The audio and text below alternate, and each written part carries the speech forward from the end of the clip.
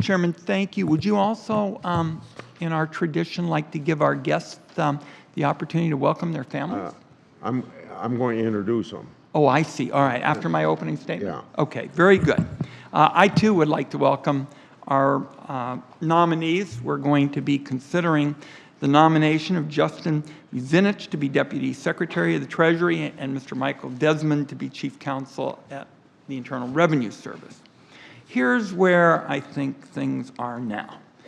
The committee has faced unprecedented levels of stonewalling from the administration on letters and policy issues that I never expected I would see. We would get similar answers from the Treasury if we posed our questions to the statue of Alexander Hamilton outside the department's headquarters. It does go back to Secretary Mnuchin's very first appearance before the committee. I asked then that he work with me to crack down on the abuse of shell companies, a magnet for all manner of shadowy, illicit conduct. Mr. Mnuchin told me that Treasury would get right on it. But a year and a half has passed, and it is business as usual at Treasury on shell companies. And let's be clear, this is not something that's a partisan issue. I've written bipartisan legislation on this matter with Senator Rubio, obviously an influential Republican. Today we're going to ask Mr. Muzinich what he's going to do to end the Treasury stonewalling if he's confirmed. Now, I enjoyed our visit a few days ago, and I was particularly struck when you said that you saw yourself as being a building manager as deputy secretary. And so I went and read the newspaper articles about you, these glowing articles praising your financial expertise, previewing your expansive role on tax policy, debt management, and more.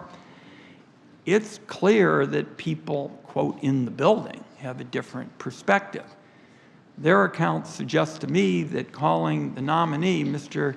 Muzinich, the building manager, is a little bit like saying an NBA All-Star is going to be a nice role player off the bench.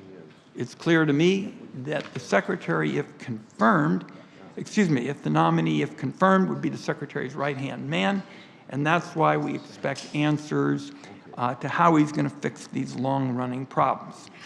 Bottom line on the stonewalling matter, committee members and I are not firing off nastygrams demanding the resignation of everybody who's come within 25 feet of Paul Manafort.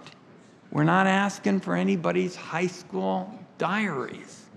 What we're trying to do is get information that is key to uncovering corruption and protecting our democracy from foreign interference. This includes working to determine the extent of the relationship between Alexander Torshin, a Russian national with close ties to Vladimir Putin, and the NRA. It includes a request for information that would help determine the extent of Michael Cohen's influence peddling. And because the president refuses, even though all of his predecessors for a full 40 years did so, the president won't release his tax returns, so we have also had a request for information that would help shed light on questionable Trump real estate deals with Russian individuals. The list goes on from there. At some point, this ceases to be a case of the Treasury Department being slow to respond, and it looks more like actively abetting the cover-up of corruption and illegal activity. The committee also needs to know whether Mr. Muzinich agrees with the recent decision to open the floodgates for more dark money into American politics. This was a significant tax policy change, and our nominee says he's a tax policy guy. So there can be an effort to downplay the significance of the decision. Maybe, again, we'll heard it spun as a harmless policy update, but let's be real clear what this is going to mean. If your dark money policy gives oligarchs in Moscow reason to throw back celebratory vodkas, and if their friends at the NRA have a green light to flood the airwaves with even more election secrecy, you made the wrong call. Last Monday night, the Trump administration wrested even more control of our democracy from the hands of the American people. Furthermore, if the Trump White House is ordering hasty changes to tax administration policies without public debate in ways that threaten the legitimacy of our elections, are those changes going to stand?